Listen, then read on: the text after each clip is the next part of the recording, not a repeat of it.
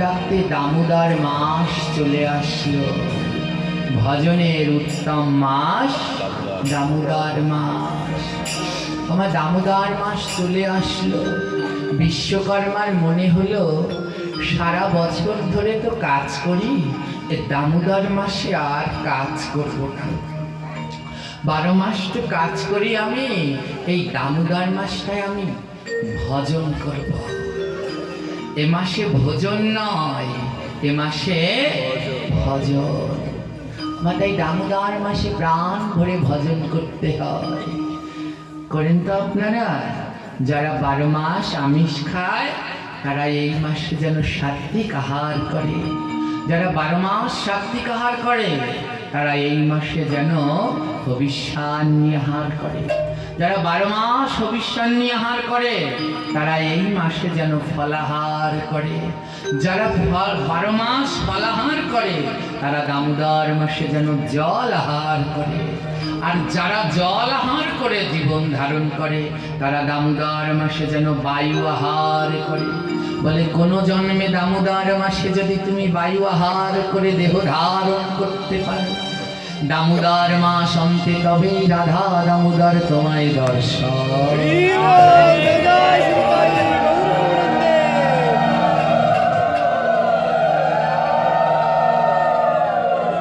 তাই দাম উদার, দাম মানে বাধা, উদার মানে পেট। এই মাসে পেটটাকে বাঁধতে হয়, লোভটাকে বাঁধতে হয়। যে যত পারো আগাও, ধীরে ধীরে আগাও।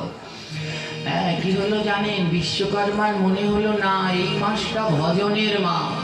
দেখুন আমাদের পার্শ্ববর্তী ইসলাম ধর্মে তাদের রমজান মাস আছে না? আছে কি না বলো? তখন যেই রোজা হয় তখন তারা সবাই তারাফির নামাজ পড়তে যায় না? দোকান খোলা থাকে?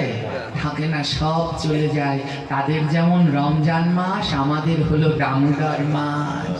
বলে ওই মাসটা ওই সন্ধ্যা হলে আর এই সব সংসারের কাজ নয়, মন্দিরে মন্দিরে চলে যাও, ঘরে যাও, গিয়ে ভগবানকে দীপদান করো, আরতি করো। হ্যাঁ, ওটা ভজন করে কাটা। ওই একটা মাস ও বড় মূল্যবান, ও বড় পরম পবিত্র ভজনের মাস। বিশ্বকর্মা বলছে না, অনেক তো কাজ করেছি, এই মাসটায় আর কাজ করব না। বিশ্বকর্মা বলে হাতি আমাকে তোমার পিঠ থেকে নামিয়ে দাও। হাতি বলছে কেন? বলছে শোনো, আমি দামোদর মাসে, বিশ্বকর্মা বলছে দামোদর মাসে আমি আর কাজকর্ম করব না, এই মাসটা আমি ভজন করে কাটাবো, এ মাসটা আমি ভগবানের ভজন করে কাটাবো। হাতি পিঠ থেকে নামিয়ে দিল বিশ্বকর্মাকে। দামোদর মাস কবে শুরু হয় জানেন তো? দামোদর মাস কবে শুরু হয়? হ্যাঁ, কার্তিক মাসের কত তারিখ থেকে? 1 তারিখ থেকে? না, দামোদর মাস কিন্তু কার্তিক মাসের 1 তারিখ থেকে শুরু হয় না। অনেকেই দেখি আপনারা পালন করছেন কার্তিক মাসের 1 তারিখ থেকে। কার্তিক মাসের 1 তারিখ থেকে কার্তিক মাস হয়, দামোদর মাস। হ্যাঁ, এই যে বৈশাখ জ্যৈষ্ঠ আষাঢ় শ্রাবণ এগুলো কিন্তু আমাদের বৈষ্ণবদের মাস নয়। হ্যাঁ, দুঃখ কি জানেন?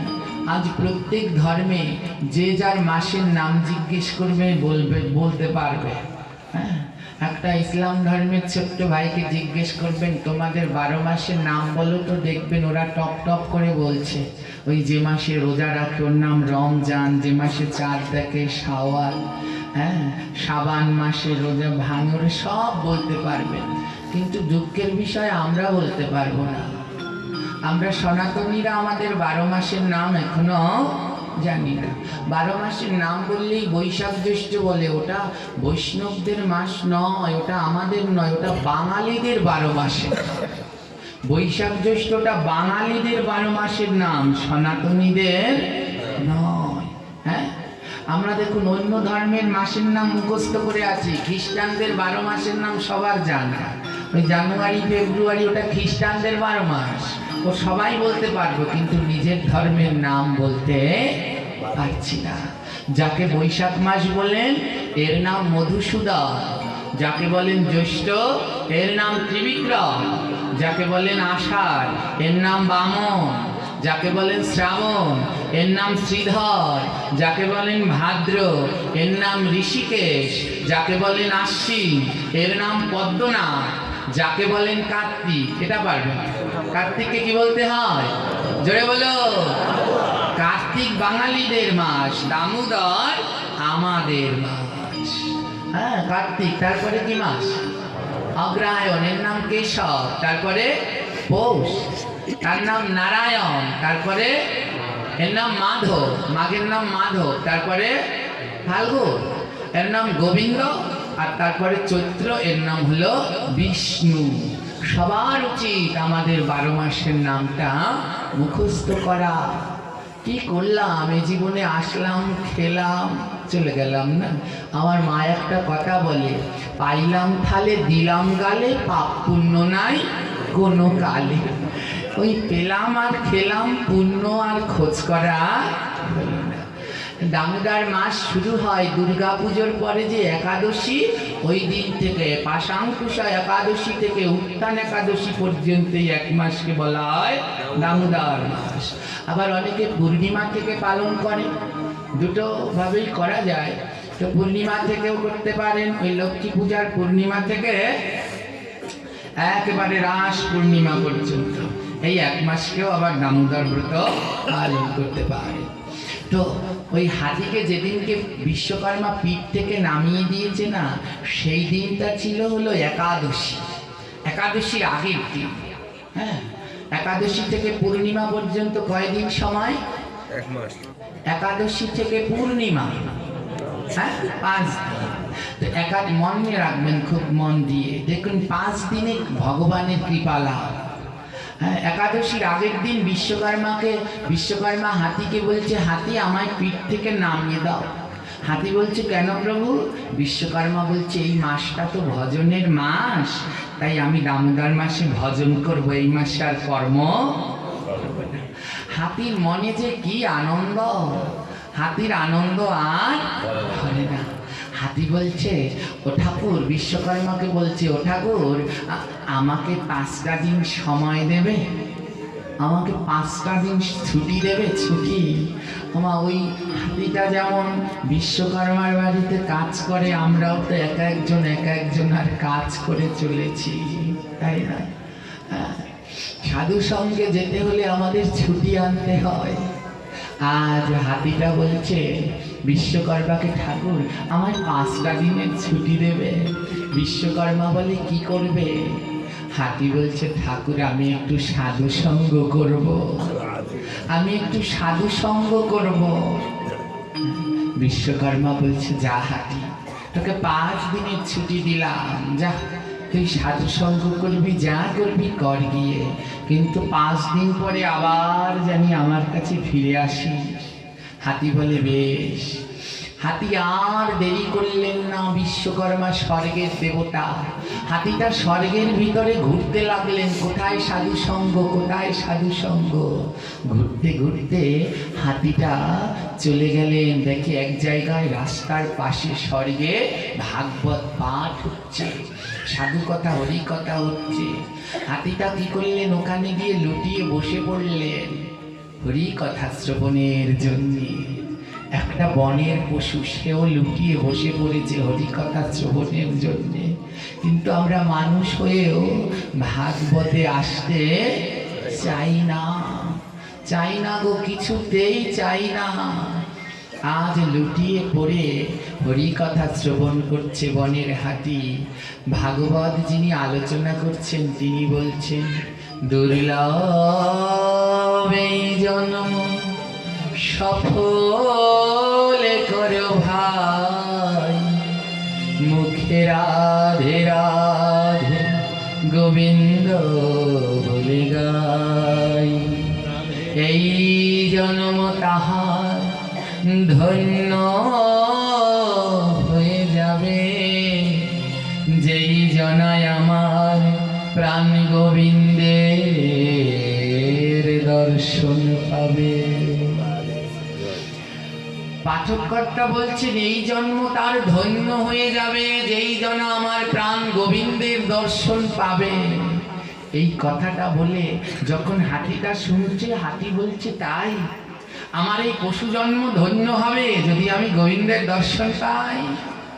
হাতিটা না যেই পাঠ শেষ হয়ে গেছে, ছুটতে ছুটতে ওই পাঠের মধ্যেই যেই শুনেছে এই জন্ম ধন্য হবে যদি গোবিন্দের দর্শন পাই, হাতিটা ছুটতে ছুটতে ও পাঠককর্তার কাছে গিয়ে জিজ্ঞেস করছে, ও পাঠককর্তা, গোবিন্দের দর্শন কি করে পাওয়া যায়? গোবিন্দ কোথায় আছে? গোবিন্দ কোথায় আছে? তো পাঠক, ওটা তো স্বর্গে। তো পাঠক বলছে, শোনো হাতি, গোবিন্দ তো বৈকুণ্ঠে থাকে, এটা তো স্বর্গ, আর গোবিন্দ থাকে বৈকুণ্ঠে। তুমি যদি বৈকুণ্ঠে যেতে পারো তাহলে গোবিন্দের দর্শন পেতে পারো। হ্যাঁ, বলে বৈকুণ্ঠে কি করে যাওয়া যায়? বৈকুণ্ঠে কি করে যাওয়া যায়? পাঠক ঠাকুর বলছে, ভক্তের কৃপা না হলে কি আর বৈকুণ্ঠে যাওয়া যায়? আদৌ কি ভগবান বৈকুণ্ঠে থাকে? আদৌ ভগবান বৈকুণ্ঠে থাকেন না? হ্যাঁ, নারদ জিজ্ঞেস করেছিলেন ভগবানকে, ভগবান তুমি কোথায় থাকো? তদ উত্তরে গোবিন্দ বলেছিলেন, নাহং বসামি বৈকুণ্ঠে যোগিনাম হৃদয়েন চ মাদ ভক্ত যত্র গায়ন্তি তত্র তিষ্ঠাতি নারদ। ভগবান বলছে, হে নারদ, নহং বসামি বৈকুণ্ঠে, আমি বৈকুণ্ঠে বাস করি না। যোগিনাম হৃদয়েন চ, আমি যোগীর হৃদয়েও থাকি না। বলে কোথায় থাকো? মদ ভক্ত যত্র গায়ন্তি, যেইখানে আমার ভক্তরাই আমার গুণগান গায়, তত্র তিষ্ঠাতি নারদ। যেখানে আমার ভক্তরা আমার গান করে, কীর্তন করে, নাম করে, আমি সেখানে থাকি। ওমা, তার মানে ভগবান এখন কোথায় আছে? জোরে বলো, এইখানে আছে। কারণ নারদকে কথা দিয়েছে, যেখানে আমার ভক্তরা নাম গুণগান করে আমি সেখানে থাকি। এখানে আজ ভগবান আছে। কোথায়? ওই মন্দিরে? এখানে ভগবান আজ এই আপনাদের মাঝেই বসে আছেন। হ্যাঁ, এখানে ভগবান এসেছেন, কোনো না কোনো কারো না কারো রূপ ধরে ভগবান এখানে বসে আছে। জানি না সেই কে ভাগ্যবান যার পাশে ভগবান বসে আছে।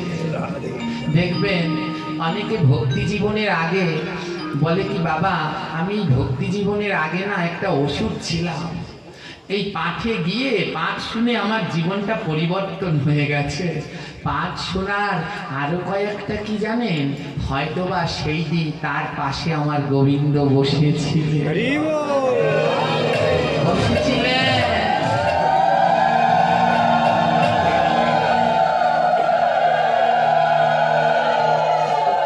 তাই তো জীবনটার পরিবর্তন হয়ে গেল।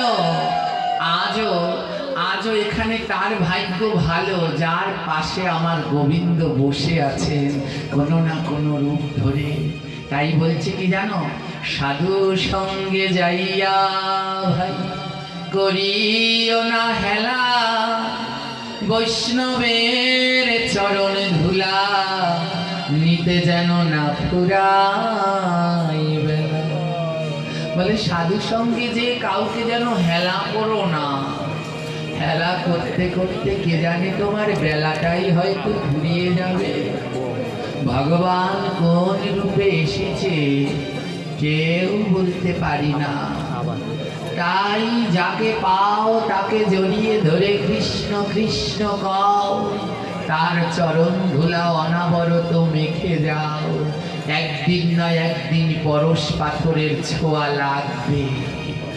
ওই গোবিন্দরূপ পরশ পাথরের ছোঁয়াটা যেদিন লাগবে সেদিন তোমার হৃদয় মাঝে আমার নিতাই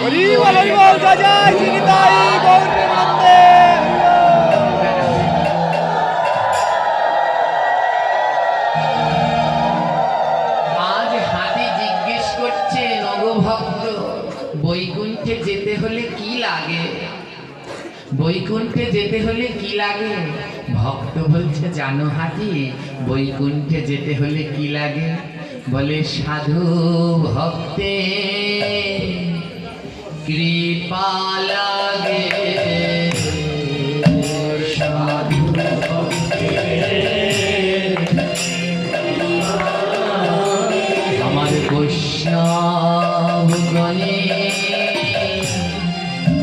কৃপা লাগে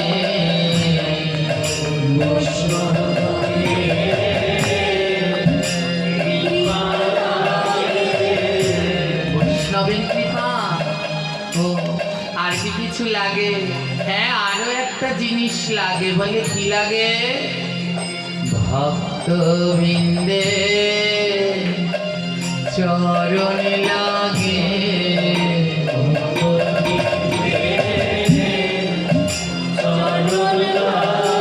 না না, চরণের ধুলি লাগে।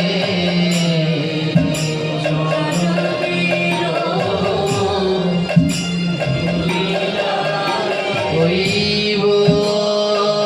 বৈকুণ্ঠে যেতে হলে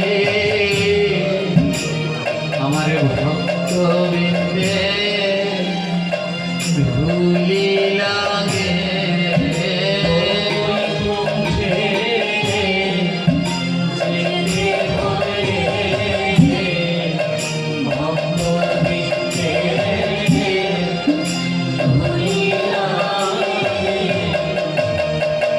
ভক্তির ধুলি পেলে বৈকুণ্ঠে যাওয়া যায়? বলে যায় গো, যদি বিশ্বাস থাকে ভক্তের ধুলায়। হাতিটা কি করলো জানে? যেইখানে ওই ভাগবত পাঠ হচ্ছিল ওই ধুলার মধ্যে গড়াগড়ি দিতে যাচ্ছে। এদিকে গড়াগড়ি দিয়ে ওদিকে যাচ্ছে, ওদিকে গড়াগড়ি দিয়ে ওদিকে যাচ্ছে। বলে হাতি তুমি কি করছো? বলে কেন? আমি ভক্তবৃন্দে ধুলা মাখছি।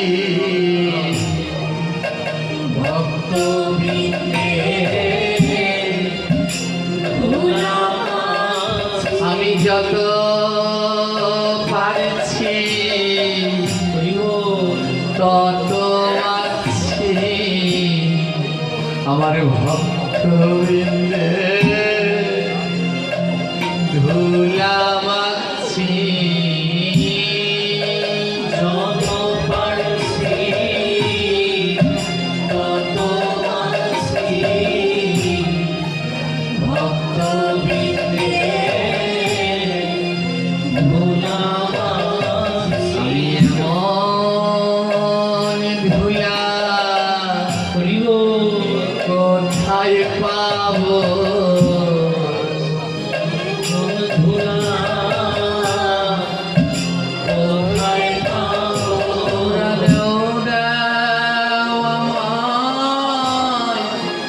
চরণ ধুলা, আমি এমন ধুলা কোথায় পাবো?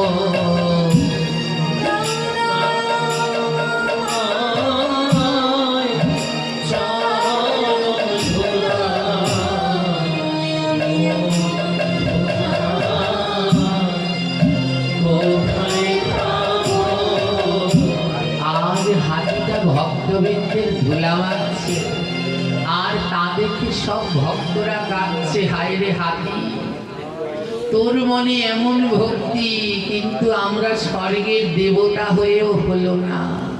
সবাই মিলে আশীর্বাদ করলো, হাতি তুমি আর দেরি করো না, বৈকুণ্ঠের উদ্দেশ্যে যাত্রা করো, তোমার অবশ্যই প্রভুর দর্শন।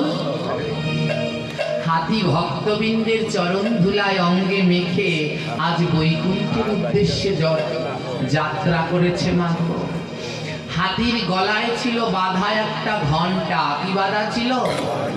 আজ হাতিটা দৌড়ে দৌড়ে যাচ্ছে আর গলায় ঢং ঢং করে ঘন্টাটা বাজছে। তোমায় একটা প্রশ্ন, হাতিটা হেঁটে হেঁটে না গিয়ে দৌড়ে দৌড়ে যাচ্ছে, বলুন তো কেন? হ্যাঁ, সময় কম। সময় কয়দিন? হাতির সময় হলো 5 দিন। তাই 5 দিনের সময় হাতিটা তাই দৌড়ে দৌড়ে যাচ্ছে। আমাদের সময় কয়দিন? আমাদের সময় 7 দিন। এই কলিহত মানুষের আয়ু কয়দিন? শনি রবি সোম মঙ্গল বুধ বৃহস্পতি শুক্র। ওমা এই 7 দিনের বাইরে গিয়ে কোনোদিন মরতে পারবেন? মরলে কয় দিনে? এই 7 দিনের যে কোনো দিনই মরতে। তাই হাতির থেকেও আমাদের ভাগ্যটা ভালো, হাতি পেল 5 দিন, আমরা পেলাম 7 দিন, কিন্তু তাও ভজন করলাম না। আজ হাতিটা দৌড়ে দৌড়ে যাচ্ছে কেন? সময় খুব কম। মহাজন ডেকে ডেকে বলছে, হে কলিরজি, তোমাদেরও কিন্তু বেলা বেশি নাই, যা করবার তাড়ায় তাড়ায় করো, সময় আসলে আবার কিন্তু চলে যেতে হবে।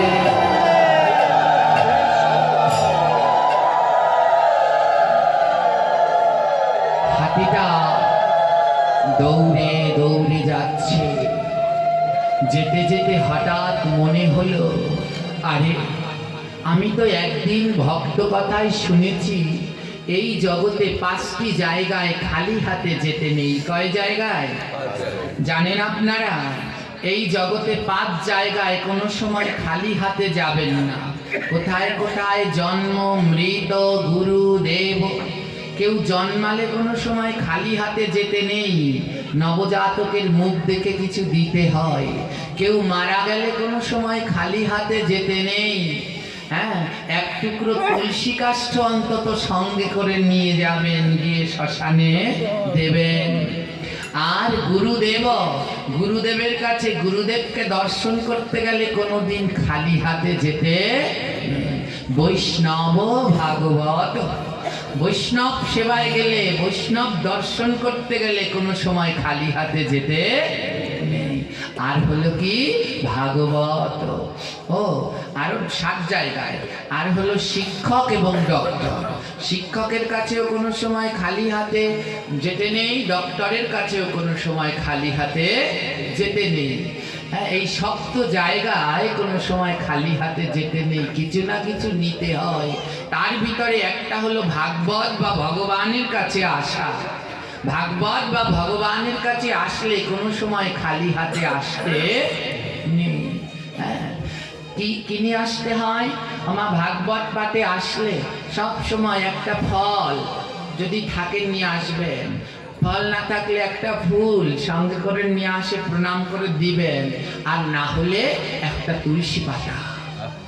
অবশ্যই ভাগবতে আসলে 1-2 তুলসী পাতা নিয়ে এসে ভগবানকে দেবেন। আপনাদের এই এলাকায় অনেক ভাগবত হয়, কিন্তু এখনো অনেক কিছু আছে যেগুলো আপনাদের শেখা হলো না। যেমন কালকে ভাগবত পাঠের পরে অনেকজন এসে বলছে, বাবা আমাদের একটু চরণামৃত দাও। চরণামৃত মানে আমি বুঝতে পারলাম চরণামৃত। কি বললো? চরণামৃত, তাকে বলছে চরণামৃত। চরণামৃত মানে কি হচ্ছে? চরণামৃত। হ্যাঁ, তো এই পাঠ হলে কি করে আমাদের বিভিন্ন পাঠকরা, হ্যাঁ, এই যে এটাকে কি বলে, এটার নাম কি? জোরে বলো। আসমন পাত্র বা পঞ্চপাত্র। এটার ভিতরে জল নিয়ে কি করে? দেহটাকে শুদ্ধ করে, আসমন করে। হ্যাঁ, এটা দিয়ে নিয়ম করে জল নিয়ে নিয়ে দেহটা শুদ্ধ করে, আসমন করে। প্রত্যেক ধর্মেই এর নিয়ম আছে। যেমন ইসলাম ধর্মে নামাজ পড়ার আগে ওযু করে, আমাদের ধর্মেও যে কোনো কার্য করার আগে আসমন করে। তো এই আসমন করে, মন দিয়ে শুনবেন। এই যে কালকে আপনারা অনেক কয়জন এসেছেন, এসে বলছেন বাবা চরণামৃত দাও। হ্যাঁ, চরণামৃত বললে ওটা একটা হতো চরণামৃত, চরণামৃতই তো বলছে দাও। তো আমি তো দেইনি। হ্যাঁ, ওই একটু দূরে গিয়ে বলছে, কি গোসাই একটু চরণামৃত চেলাম, তাও দিলে না। আমার কানগুলো হলো কিসের মতো কে জানে, সব শুনি। হ্যাঁ, ওই পাশে গিয়ে বলছে, ওই বাবাজি বলছে, কি একটু চরণামৃত চেলাম, দিল না। কেন দিলাম না জানো? এটা কি চরণামৃত? চরণামৃত কাকে বলে? দুধ, দধি, ঘি, মধু, শর্করা, এই 5 জিনিসকে একসাথে মিশালে হয় পঞ্চামৃত। পঞ্চামৃত দ্বারা যখন ভগবানকে অভিষেক বা স্নান করানো হয়, তাকে বলে। যদি 5 জিনিস না থাকে তখন গঙ্গা জল অগরু দিয়ে স্নান করালে পরে যা পাওয়া যায় তাকে বলে। এটা কি ভগবানকে স্নান করানো হয়েছে? জোরে বলবে। এ তো ফল থেকে, এটা তো আমি নেইনি। আপনারা এখানে আচমন পাত্রে তুলসী দেন, কেন দেন? এই যে আচমন পাত্রে তুলসী দিয়ে রেখেছেন, তাই এটা তো আমি ধরিনি, আমি আচমন পাত্র নিয়ে নেই। আচমন পাত্রে যেটা দিয়ে আচমন করে তার ভিতরে তুলসী দিতে নাই, জানেন সেটা? তুলসী দিলে তাতে কোনোদিন আচমন হয় না। এই অপরাধ। ভগবানের সেবা দিতে হলে 3টি আচমন পাত্র লাগবে, নিচে হলে 3টি, লাগে 4টি। 3টি লাগবে, একটা নিজে, একটা গুরুদেবের, আরেকটা ভগবানের। ভগবানেরটাই দিবেন তুলসী, গুরুদেবেরটাই দিবেন ফুল, আর যেটা দিয়ে নিজে আচমন করবেন ওটাই দেবেন না কিচ্ছু। গঙ্গা জল দিতে পারেন, কি দেবেন? তো এর ভিতরে যে এগুলো কে গুছান জানি না, এর ভিতরে তুলসী পাতা দিয়েছেন কেন? তুলসী পাতা দিলে কি হয় জানেন? তুলসী পাতা দিলে, অনেকে বলে তুলসী পাতা দিলে শুদ্ধ হয়। তুলসী পাতায় শুদ্ধ হয় না, তুলসী পাতায় প্রসাদ হয়। কি হয়? আপনার বাড়িতে কোনো গুরু গোসাই গেল, আপনি ফল আমানিয়া করে পেটে দিলেন, তারা যদি শুদ্ধ ভক্ত হয় জিজ্ঞেস করবে, মা এটা কি প্রসাদ? করবে কি না? যদি আপনি বলেন না প্রসাদ না, তাহলে তারা সেটা নেবে? নেবে না। তখন তারা বলবে কি, একটা তুলসী পাতা দাও।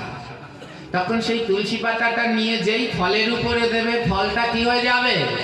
জোরে বলো। তো তুলসী পাতা যার উপরে দেয় সেটা কি হয়ে যায়? ওটার ফল থাকলো, ওটা তখন কি হয়ে গেল? তো ফলের উপরে তুলসী দিলে যেমন প্রসাদ হয়, জলের ভিতরে যদি তুলসী দেয় তাহলে জলটাও কি হয়ে যাবে? আর প্রসাদ ধরলে হাত ধোয়া লাগে না, লাগে না? তো এটার মধ্যে তুলসী পাতা দিয়ে দিয়েছেন, তো এটা দিয়ে আচমন করবো কি করে? এটা যদি হাতে নিয়ে আবার আরেকটা দিয়ে ধোয়া লাগবে। এটা প্রসাদ হয়ে গেছে, তাই আচমন পাত্রে তুলসী পত্র দিতে নাই, যেটা দিয়ে নিজেরা আচমন করবে। এবার আসুন, এটা কি চরণামৃত? জোরে বলবে। ভগবানকে স্নান করানোর পরে যা পাওয়া যায় তাকে বলে। তাহলে এটা কি চরণামৃত? তাহলে আপনারা কেন এটা খাচ্ছেন? কেন এটা খাচ্ছে? পাঠ শেষ হলে সবাই এসে হাত পাচ্ছে, আর আমাদের কিছু পাঠক আছে তারা চামচ ভরে ভরে দিচ্ছে, আর আপনারা সুন্দর খেয়ে আবার মাথায় মারছে।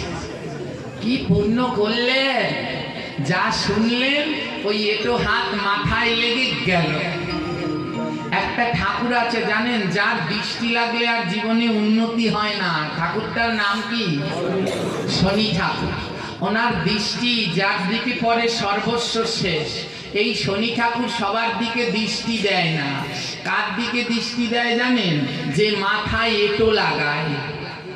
যখন মাথায় এঁটো লাগবে তখনই শনি ঠাকুর তার দিকে দৃষ্টি দেবে। কেন জানেন? এই মাথাটার মধ্যে কি আছে?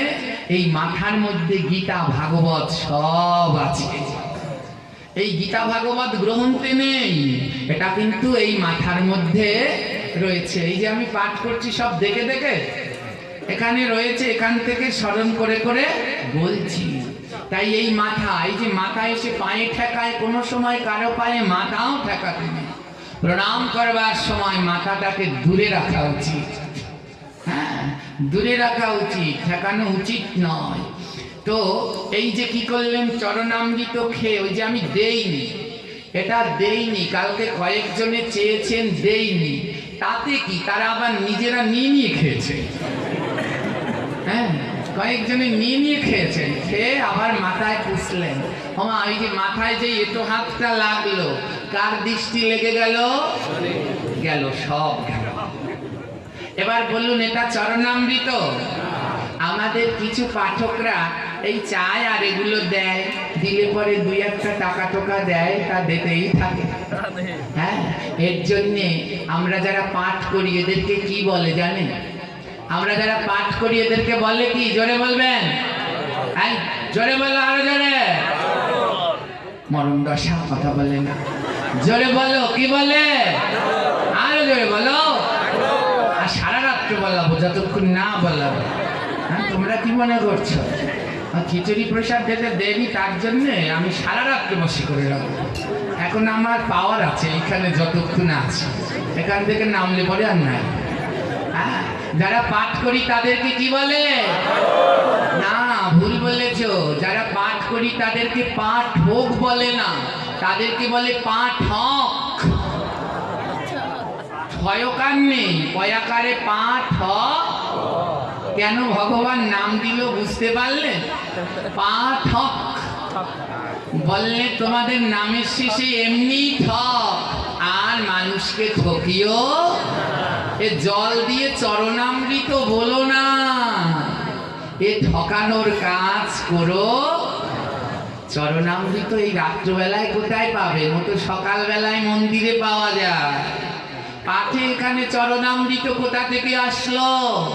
এটা চরণামৃত নয়, এর জন্যে পাঠক, ঠকে রয়ে গেলাম। এই অপরাধ করবেন না। যখন দেখবেন কেউ এই জল দিচ্ছে, সঙ্গে সঙ্গে যে পাঠক দিচ্ছে তাকে প্রশ্ন করবেন যে বাবাজি এটা দিচ্ছেন কেন? তো যদি বলে চরণামৃত, তো আপনারা সঙ্গে সঙ্গে বলবেন কোন ঠাকুরের চরণামৃত, কাকে অভিষেক করালেন? হ্যাঁ, আমি বলেছি অনেককে ধরেছি। ও আর জারি জুড়ি আমার দ্বারে চলবে না। হ্যাঁ, আমি অনেকজনকে ধরেছি। তো বলে কি জানেন? বলে কি, শোনো বাবা, ও ভক্তি ভরে এ জল খেলেও চরণামৃত খাওয়া হয়। বলে ভক্তি ভরে এ জল খেলেও চরণামৃত খাওয়া।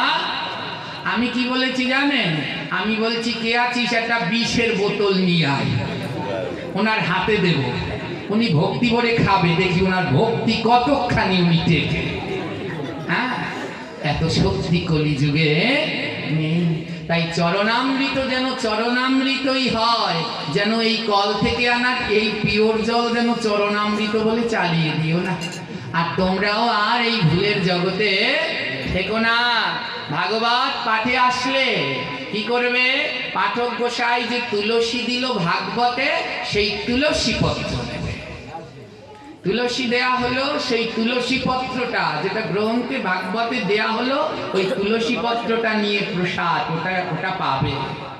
একটা তুলসী পত্রে কি আছে জানো? একটা তুলসী পত্র হাতে নিয়ে দেখবে, ওতে লম্বা টান, আর ওর দুপাশে 6টা করে 12টা খালি ঘর আছে, 6টা শিরে আছে, এপাশে 6টা এপাশে 6টা, কটা হলো? ওই 12টা ঘরের ভিতরে কি লেখা আছে জানো? একটা বীজ মন্ত্র লেখা আছে, ওম নমঃ ভগবতে বাসু। দেখতে পেয়েছো? তুলসী পাতার ভিতরে 12 বার লেখা আছে ওম নমঃ ভগবতে। কই বলবেন বাবা আমি তো দেখি নাই। আমিও দেখি নাই, এর জন্যই লালন গান লিখেছে, এ তো দেখি কানার হাট বাজার। আমরা তো কানা, তাই তুলসী পাতার ভিতরে দেখতে পাচ্ছি না ওম নমঃ ভগবতে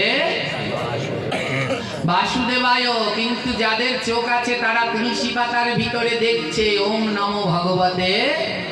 কয়বার আছে? 12 বার। হ্যাঁ, আর ঘর আছে কয়টা? 12টা। তো 12 দিয়ে 12 গুণ করলে কত হয়? 144। এই 144টা অক্ষর আছে একটা তুলসী পাতায়। একটা অক্ষরের সমান 18,000 কৃষ্ণ বলা। একটা অক্ষরের ক্ষমতা হলো 18,000 কৃষ্ণ বললে যা হয়, একটা অক্ষরের ক্ষমতা সেই। এবার 18,000 দিয়ে 144কে গুণ করুন, দেখবেন কত চলে আসবে? 2,05,92,000।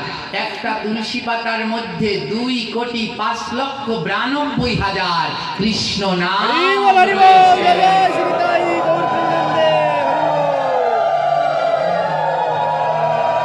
তাই ভগবানের একটা চরণ তুলসী সেবা করলে ওই নামগুলো দেহের মধ্যে প্রবেশ করে।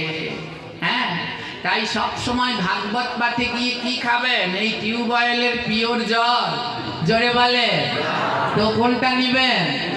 তুলসী পত্র, ওটা নিবেন, ওটা প্রসাদ হিসেবে সেবা করে নিবেন। এবারে এই আজকে পাঠের পরে তো সবাই এখন বলবে, পাঠ শেষ হলে বাবা তুলসী দাও, তুলসী দাও। তো তুলসী তো আছে গোনা গোনা 4টা কি 5টা, তো কারে দেবে? তুলসীর ছিটা দিলেও হবে না।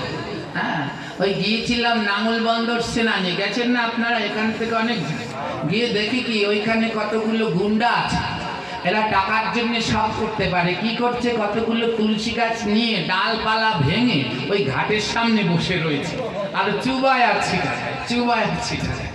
দেখুন কত বড় পাপ। আর সবাই গিয়ে মাথা পাতে, তুলসীর জল দেয়, শুদ্ধ হয়। একবারও ভাবছে না যে ও পায়ে লেগে কত বড় অপরাধ হচ্ছে। হ্যাঁ, তো এর জন্য কি করতে হয়, ভাগবত পাঠে গেলে তুলসী পাতা নিয়ে যাবেন, সবাই নিয়ে যাবেন, দুটো তিনটে, যেন পাঠের পরে সবাই একটা একটা তুলসী পাতা নিতে পারে। এটাই হলো ভাগবতের আসল প্রসাদ। হ্যাঁ, এটাই হলো আসল প্রসাদ, ওই তুলসীটা। হরি বল। আজ কি হলো জানেন তো, হাতিটা মনে মনে ভাবছে আমি ভগবানের কাছে যাচ্ছি, আমার তো কিছু নেওয়া হলো না। 5 জায়গায় খালি হাতে যেতে নেই। কয় জায়গায়? তার ভিতরে একটা ভাগবত, তো ভাগবতেও খালি হাতে।